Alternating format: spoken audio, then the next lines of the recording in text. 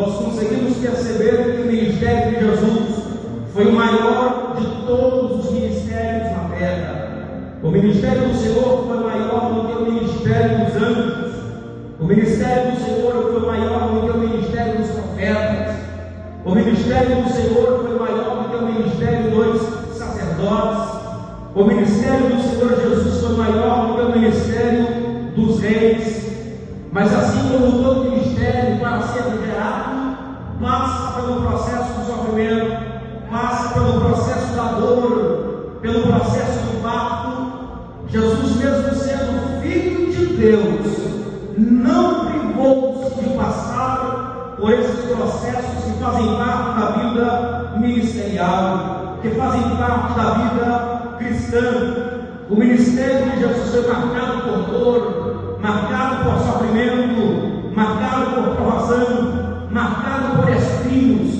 Talvez por isso o apóstolo Paulo escreveu na Epístola aos Filipenses, lá no capítulo 2, a partir do verso número 5, dizendo que mesmo ele sendo em forma de Deus, não teve por usurpação de ser igual a Deus.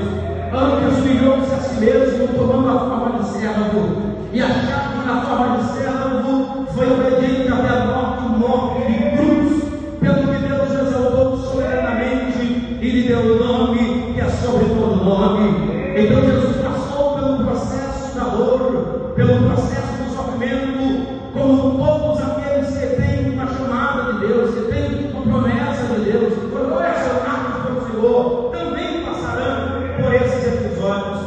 Irmãos queridos, observem comigo o capítulo 4, verso 1, que diz: então foi Jesus conduzido pelo Espírito ao deserto.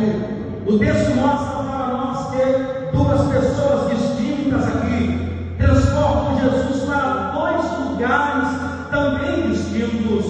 A primeira pessoa que transporta Jesus, irmão, é o Espírito Santo. E o Espírito Santo leva Jesus por um caminho conhecido.